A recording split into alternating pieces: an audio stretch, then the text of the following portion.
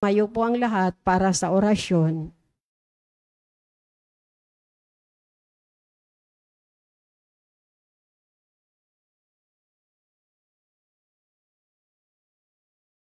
Sa ngalan ng Ama at ng Anak at ng Espiritu Santo. Amen. Ang anghel ng Panginoon ay nagbalita kay Santa Maria. At siya'y naglihila ng Espiritu Santo. Aba, Ginoong Maria, napupuno ka ng grasya. Ang Panginoong Diyos ay sumasa iyo. Bukod kang pinagpala sa babaeng lahat, at pinagpala naman ng iyong anak na si Jesus. Santa Maria, Ina ng Diyos, ipanalangin mo kaming makasalanan, ngayon at kung kami mamamatay. Amen.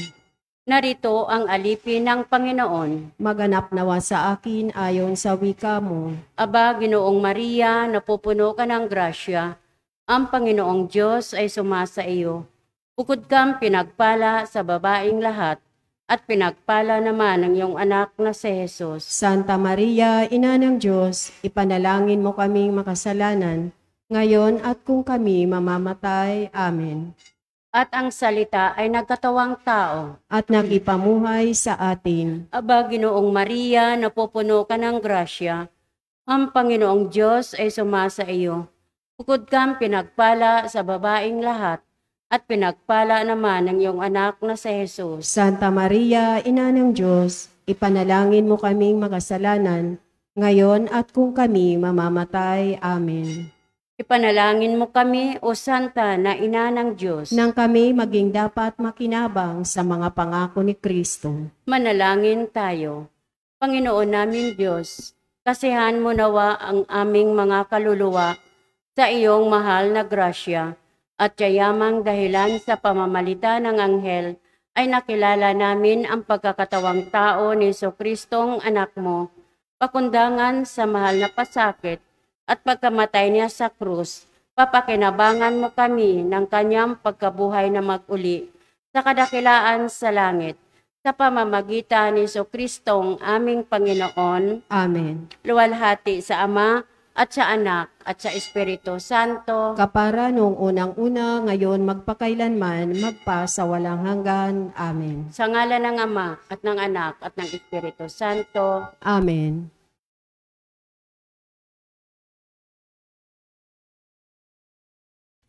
At ang mamumuno po sa ating banal na pagdiriwang ngayon ay ang ating pong Kora Paroko, Reverend Father Douglas D. Badong.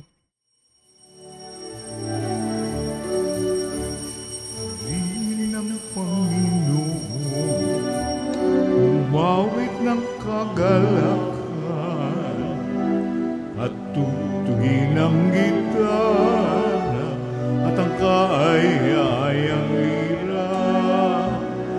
Ipan ninyo ang trumpeta, kaya Panginooy dinggin, ang landas niya'y tahakin, habang buhay ay kagandahang loob niya sa atin.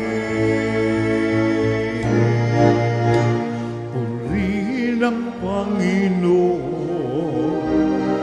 umawit ng kagalakan, at tugtugin ang gitara at ang kaaya-ayang lira. Ipan ninyo ang trumpeta, ipan na trumpeta.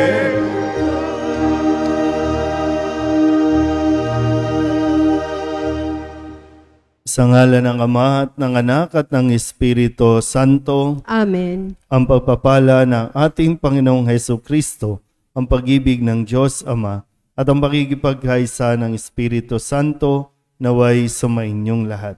At sumaiyo rin. Mga kapatid, tinipon tayo bilang mga kaanib na angkan ng Diyos, kaya dumulog tayo sa maawaing Panginoong nagpapatawad ng lubos. Sinugong tagapagpagaling sa mga nagsisisi, Panginoon, kaawaan mo kami. Panginoon, kaawaan mo kami. Dumating na tagapaganyayang mga makasalanay magsisi, Kristo, kaawaan mo kami. Kristo, kaawaan mo kami. Nakaluklok ka sa kanan ng Diyos Ama para ipamagitan kami. Panginoon, kaawaan mo kami. Panginoon, kaawaan mo kami. Kaawaan tayo na makapangyarihang Diyos. Patawarin tayo sa ating mga kasalanan at patnubayan tayo sa buhay na walang hanggan. Amen. Manalangin tayo. Ama naming makapangyarihan, ang iyong dakilang pagkamaawain ay nangingibabaw sa aming ginagawang kabutihan at idinadaing ng mga kahilingan. Ang kagandahang loob mo sa amin ay gawin mong mag-umapaw upang ang kasalanang ipinangangambang ihingi ng kapatawaran ng budhi naming takot na ikaw ay lapitan, ay iyong patawarin ng lubusan, at ang ipinag-aalangan naming hilingin sa pagdarasal ay iyong pagbigyang aming makamtan. Sa pamamagitan ni Jesucristo, kasama ng Espiritu Santo, magpasawalang hanggan. Amen. Maupo po ang lahat.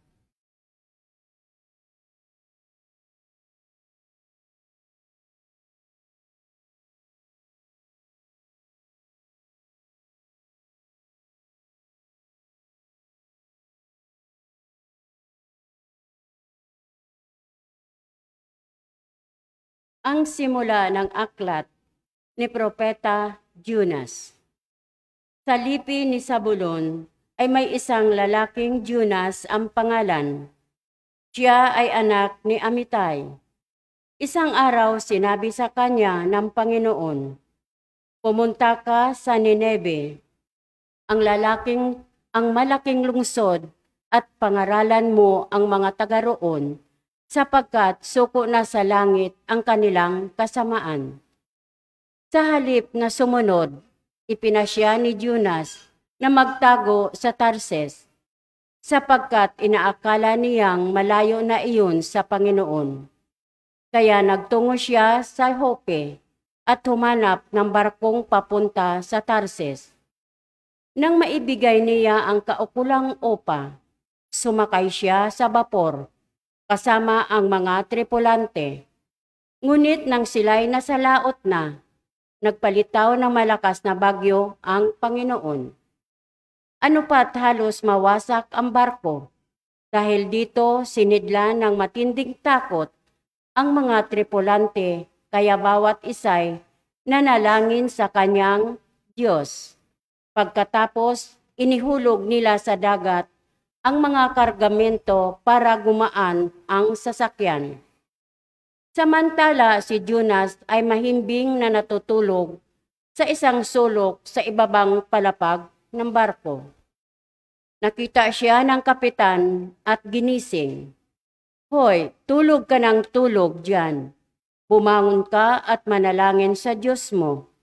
Baka sakaling kaawaan tayo at iligtas sa kamatayan." Nag-usap-usap ang mga tripulante. Nagsapalaran tayo para malaman natin kung sino ang dahilan ng lahat ng ito. Gayon nga ang ginawa nila at mabunot ang pangalan ni Jonas. Kaya't siya'y kinausap nila. "Nagsapalaran kami para malaman kung sino ang may kasalanan at ikaw ang nabunot. Ano ba ang ginawa mo rito at taga saan ka?"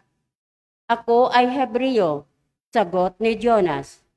"Nananalig ako sa Panginoon, ang Diyos ng kalangitan, nang lumikha ng dagat at lupa."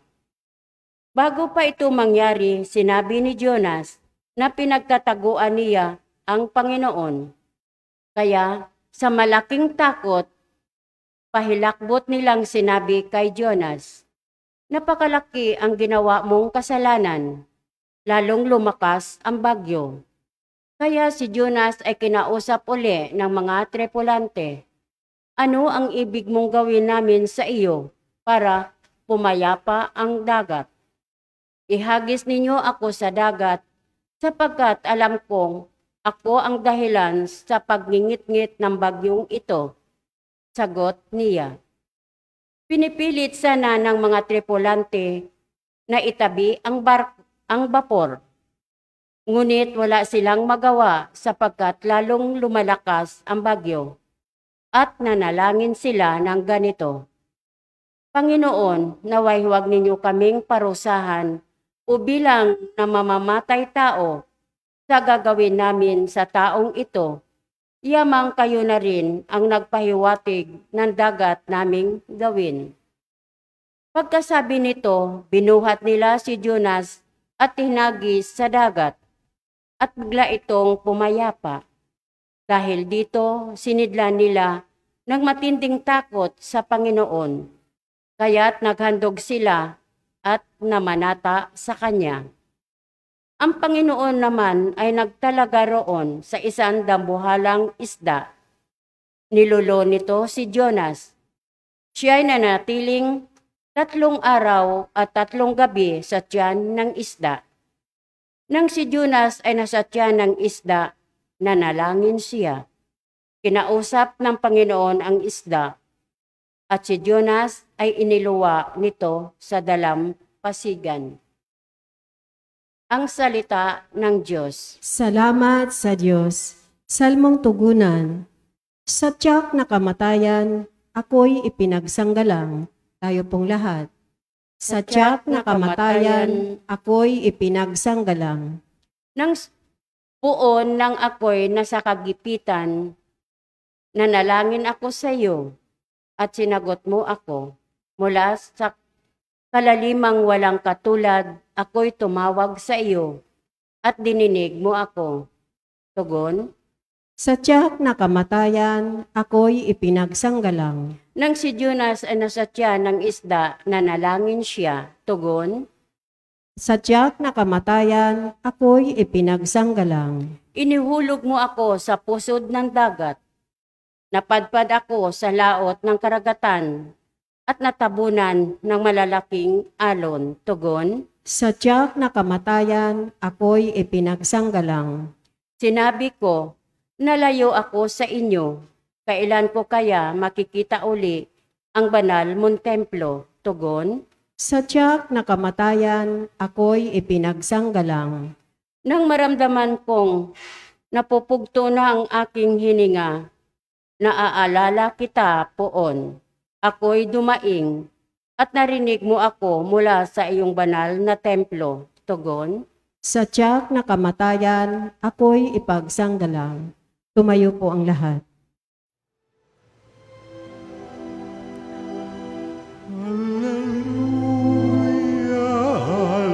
Hallelujah, kami ay gawin daan ng iyong pag-ibig, kapayapaan at katarungan.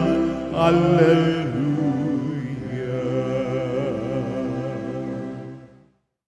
Sumainyo ang Panginoon. At sumaiyo rin. Ang mabuting balita ng Panginoon ayon kay San Lucas. Papuri sa iyo, Panginoon.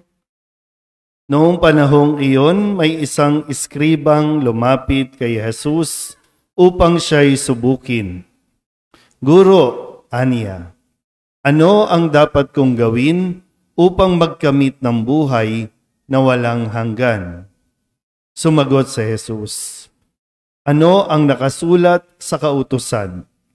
Ano ang nababasa mo roon? Tumugon siya, ibigin mo ang Panginoon mong Diyos ng buong puso, ng buong kaluluwa, ng buong lakas at ng buong pag-iisip. At ibigin mo ang iyong kapwa gaya ng iyong sarili.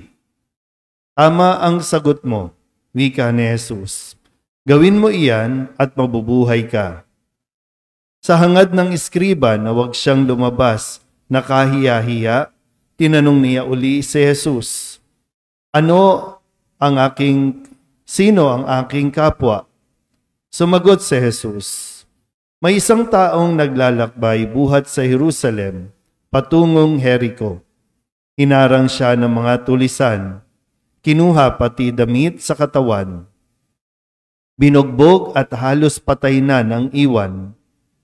Nagkataong dumaan doon ang isang saserdote at pagkakita sa taong nakahandusay, siya'y lumihis at nagpatuloy ng kanyang lakad. Dumaan din ang isang Levita, ngunit tininan lamang niya ito at nagpatuloy ng kanyang lakad. Ngunit may isang Samaritanong naglalakbay na naparaan doon. Nakita niya ang hinarang at siya'y nahabag. Lumapit siya, binusan ng langis at alak ang mga sugat nito at tinalian. Saka isinakay ang tao sa kanyang sinasakyang hayop. Dinala sa bahay panuluyan at inalagaan doon. Kinabukasan, dumukot siya ng 2 denaryo. Ibinigay sa may-ari ng bahay panuluyan at sinabi, alagaan mo siya, at kung magkano man ang kakulangan niyan, babayaran ko sa aking pagbabalik. Sino ngayon sa palagay mo ang nagpakita ng kanyang pakikipagkapwat sa taong hinarang ng mga tulisan? Tanong ni Jesus. Ang nagpakita ng habag sa kanya. Tugon ng iskriba. Sinabi sa kanya ni Jesus, humayo ka't gayon din ang gawin mo. Ang mabuting balita ng Panginoon. Pinupuri ka namin, Panginoong Hesukristo. Maupo po ang lahat. Isang mapagpalang gabi po sa inyong lahat. Ngayon po ay Lunes para sa ika-27 linggo sa karaniwang panahon. Mayroon pong tanong ang isang iskriba na lumapit kay Jesus. Ano ang dapat kong gawin upang magkamit ng buhay na walang hanggan? Buhay na walang hanggan, no? Pag sinabing buhay na walang hanggan, ito yung buhay na naghihintay sa atin pagkatapos ng buhay dito. Yung buhay na walang hanggan doon sa kaharian ng Diyos. Okay, sa mismong tanong ng iskriba, kasi ang isang iskriba ay itinuturing na matalino, scholar. Kumbaga, pagdating sa kasulatan, siya yung inaasahan na memorize ito at pwede niyang ituro ito sa mga tao. So, isang scholar, ang isang iskriba. Kasi yung scribe nga, 'di ba, no, tagasulat, no, yung dahil wala pang photocopier, talagang sila yung nagsusulat nito. So, kabisado niya dahil di ko alam kung nakailang beses na siyang nakapagsulat ng mga salita o utos ng Diyos. Pero pag pinakinggan mo na mabuti, ang tanong, ano ang dapat kong gawin? Sabihin niya nga po, gawin. Para magkaroon daw po siya ng buhay na walang hanggan. So, tinanong naman siya, ang sagot naman ni Jesus ay, ibigin mo ang Diyos ng buong puso, ng buong kaluluwa, ng buong lakas, at ibigin mo ang iyong kapwa gaya ng pag-ibig mo sa iyong sarili. Alam na rin naman ng iskribang ito. Sabi niya, alam ko na po yan. Kasi siya din nga ang sumagot, di ba? No? So sabi niya, tama ang sagot mo. Gawin mo yan. So, hindi po nakadepende sa alam ng utak natin para magkaroon tayo ng buhay na walang hanggan. Kundi sa kung ano ang ginagawa natin. Dahil sa totoo lang po, marami tayong kakilala, matalino, pero hindi marunong ipakita sa gawa ang kanilang kaalaman. Kaya nga marami, di ba, no? Matatalino, graduate, summa cum laude, o kung ano pa mang mga PhD, pero hindi marunong maglinis ng bahay. Nakukuha niyo po ba? So, wag mong ipagmalaki na alam mo, memorize mo, no, yung mga batas, rules and regulations, kundi ang tanong, ginagawa mo ba? Putting into action. Ginagawa mo ba yan? Kasi yun ang magiging basihan para masabi na, okay, qualified ka para magkaroon ng buhay na walang hanggan. Kasi kung babalikan mo din, yung example, no, yung kwento, no, na ibinigay ni Kristo, mayroong isang nangangailangan ng tulong, ninakawan, binugbog, halos iwan na ng napatay. Mayroong saserdote, mayroong lebita na dumaan, pero ano ang nangyari? Hindi nila tinulungan yung taong ito kasi ayon sa batas, ayon sa kultura, hindi sila pwedeng humawak sa isang taong may dugo.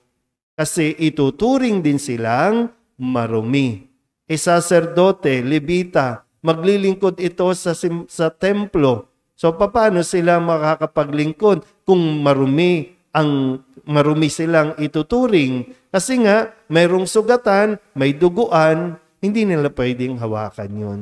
So naging hadlang sa kanilang, yung nalalaman nila, yung kaalaman nila, yung tradisyon nila, naging hadlang ito para tumulong doon sa nangangailangan.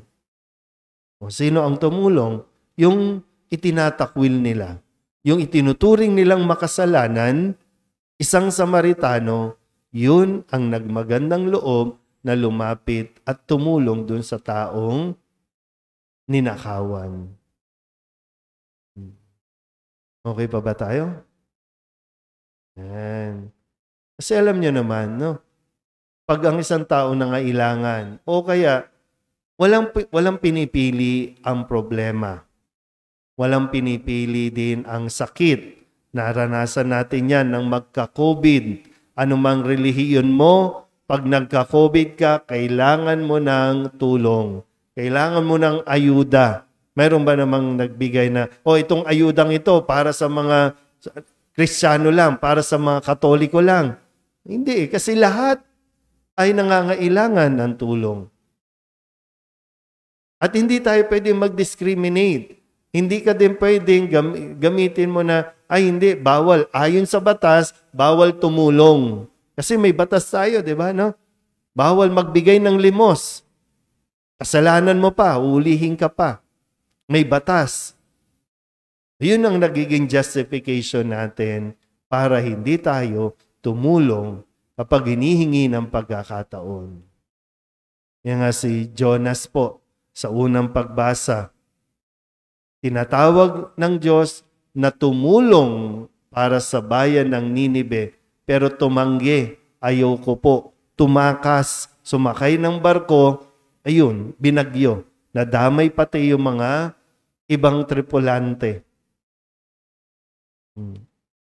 Tumatotal, ganun pa rin. Gagawin pa rin niya ang tumulong sa Ninibe. At alam niyo po yung pakiramdam ng nangangailangan ng tulong.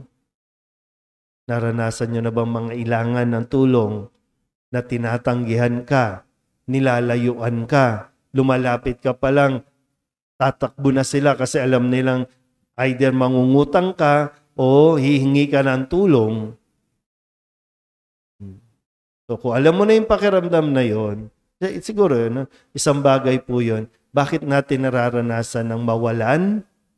Para magkaroon tayo ng yung habag sa ating kapwa na alam ko kasi kung paano o anong karanasan, nararamdaman ng isang taong wala nang makain, walang pamasahe, walang pangbayad ng kuryente. Alam mo yun eh. Alam mo yung pakiramdam na yun eh. Kaya yun ang nagtutulak din naman sa iyo na mahabag sa ating kapwa na nangangailangan din. Siyempre, iba naman yung abusado na, ha? Siyempre, ilagay mo sa tamang konteksto yan. No? Yung alam mong umaabuso na. Pero yung talagang hinihingi ng pagkakataon na tumulong tayo, huwag tayong tumanggi. Amen?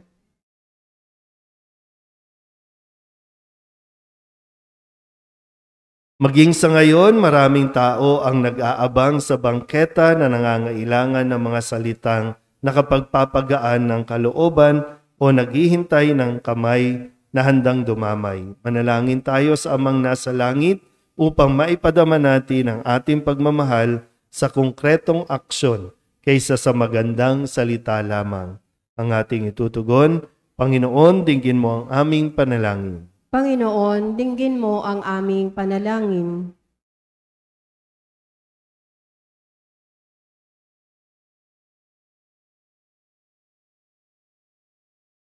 Ang simbahan sa kanyang mga pastol at bayan naway magpakita ng pag-ibig ng Diyos sa pamamagitan ng pagmamahal sa kapwa.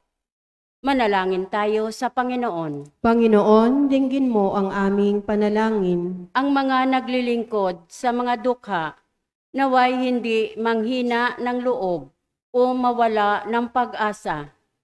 Manalangin tayo sa Panginoon. Panginoon, dinggin mo ang aming panalangin. Ang bawat taong makasalamuha natin naway pakitaan natin ng mabuting loob at paggalang. Manalangin tayo sa Panginoon. Panginoon, dinggin mo ang aming panalangin. Ang mga nalulumbay at ang mga may karamdaman sa ating lipunan naway huwag natin baliwalain o lagpasan lamang. Manalangin tayo sa Panginoon. Panginoon, dinggin mo ang aming panalangin. Ang mga yumao naway dalhin ni Kristo sa kanyang walang hanggang kaharian.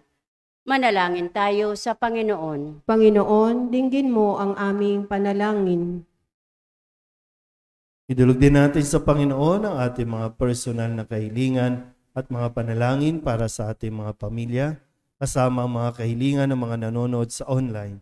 Lahat ng mga misang pasasalamat, special na intensyon, mga agarang paggaling ng mga may sakit at ang mga kaluluwa na inihiling na ipagdasal sa misang ito.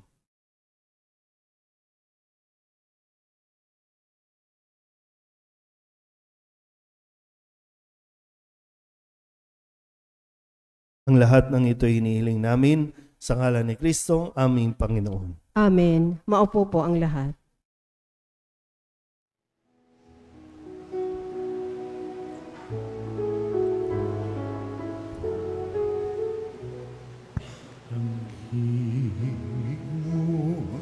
Ang awit ko, lahat ng ito'y nagmula sa iyo. Muling ihahandog sa'yo, buong puso kong inaalay sa'yo. O Diyos, o Panginoon, lahat ay biyayang aming inampon, aming at kakayahan, ito'y para lamang sa iyong kalwalhatian.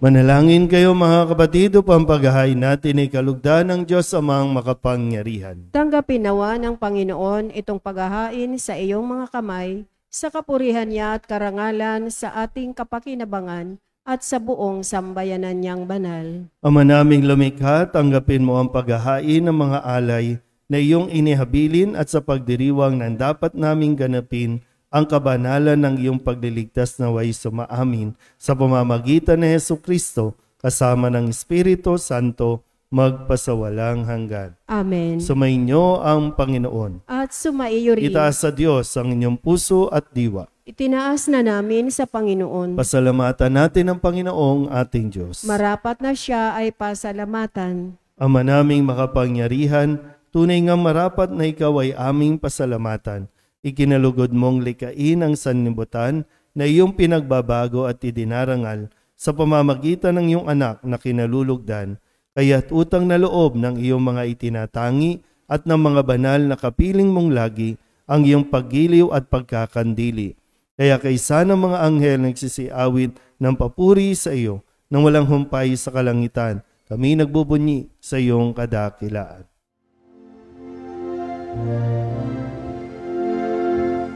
Santo, Santo, Santo, Panginoong Diyos na makapangyarihan, napupuno ang langit at lupa ng kalwalhatian mo.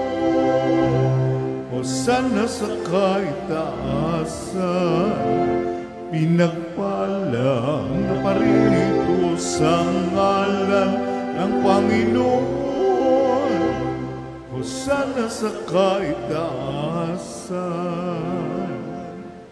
Ama naming banal, ikaw ang bukal ng tanang kabanalan. Kaya sa pamamagitan ng iyong Espiritu, gawin mong banal ang kaloob na ito upang para sa aming magiging katawan at dugo ng aming Panginoong Hesu Kristo. Bago niya pinagtiis ang kusang loob na maging handog, hinawakan niya ang tinapay, pinasalamatan kaniya, pinaghati-hati niya iyon, iniabot sa kanyang mga alagad at sinabi, "Tanggapin ninyong lahat ito at kanin, ito ang aking katawan na ihahandog para sa inyo."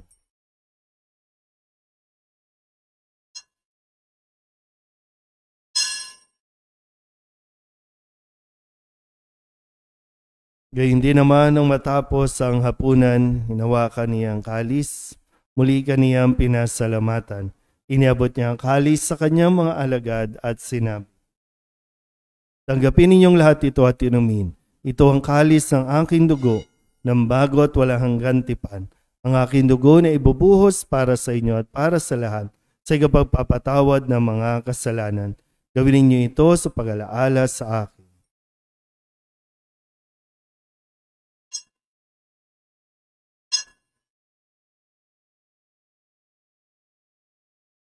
Ipagbunyi natin ang misteryo ng pananampalataya. Si Kristo'y namatay, si Kristo'y nabuhay, si Kristo'y babalik sa wakas ng panahon. Ama, ginagawa namin ngayon ang pag-alaala sa pagkamatay at muling pagkabuhay ng iyong anak. Kaya tinihaalay namin sa iyo ang tinapay na nagbibigay buhay at ang kalis na nagkakaloob ng kaligtasan. Kami nagpapasalamat dahil kami iyong minarapat na tumayo sa harap mo para maglingkod sa iyo. Isinasamo namin kami magsasalo-salo sa katawan at dugo ni Kristo ay mabuklod sa pagkakaisa sa pamamagitan ng Espiritu Santo. Ama, lingapin mo ang iyong simbahang laganap sa buong daigdig. Puspusin mo kami sa pag-ibig kaysa ni Francisco na aming Papa at ni Jose na aming Obispo at ng Tanang Kaparian.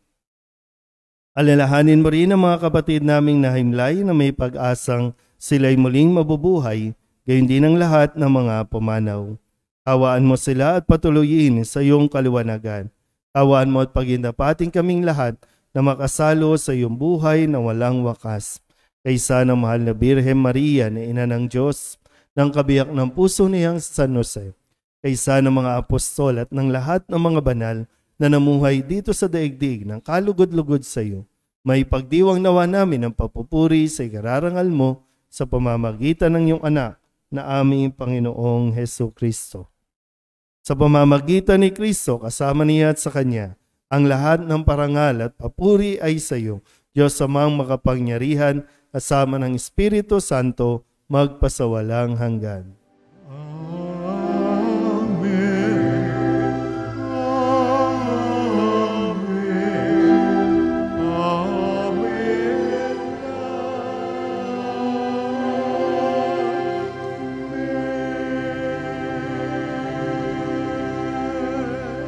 Sa tagubilin ng manakagagaling na utos sa turo ni Jesus sa Panginoon natin na Diyos, ipahayag natin ang lakas loob.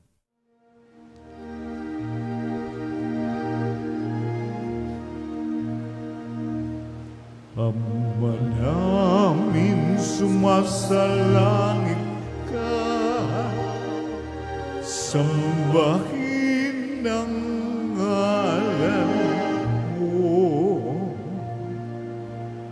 Mapasa amin ang kaharian mo, sundin ang loob mo. Dito sa lupa para nang sa langit, bigyan mo kami ngayon ng aming kakanin sa araw-araw at patawarin mo kami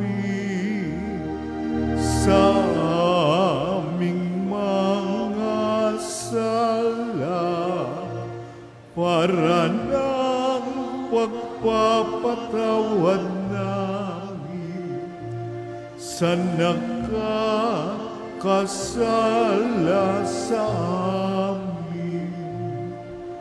At huwag mo kaming ipahintulot sa gusto at iadya mo kami sa lahat ng masama.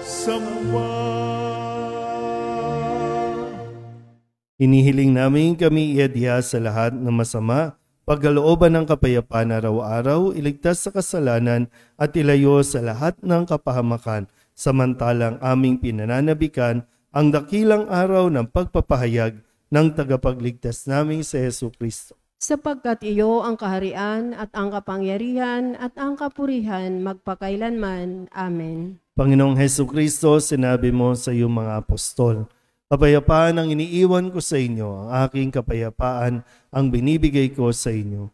Tunghayan mo ang aming pananampalataya at huwag ang aming mga pagkakasala.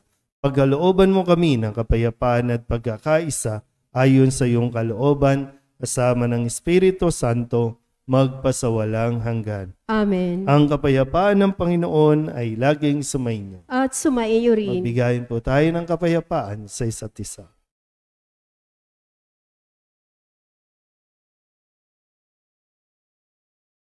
Kordero ng Diyos na nag-aalis ng mga kasalanan ng sanlibutan, maawa ka sa amin. Kordero ng Diyos na nag-aalis ng mga kasalanan ng sanlibutan, maawa ka sa amin. Kordero ng Diyos na nag-aalis ng mga kasalanan ng sanlibutan, ipagkaloob mo sa amin ang kapayapaan. Lumuhod po ang lahat. Ito ang kordero ng Diyos. Ito ang nag-aalis ng kasalanan ng sanlibutan. Mapalad ang mga inaanyayahan sa kanyang piging. Panginoon, hindi ako karapat-dapat na magpatuloy sa iyo, ngunit sa isang salita mo lamang ay gagaling na ako. Katawan ni Kristo. Amen.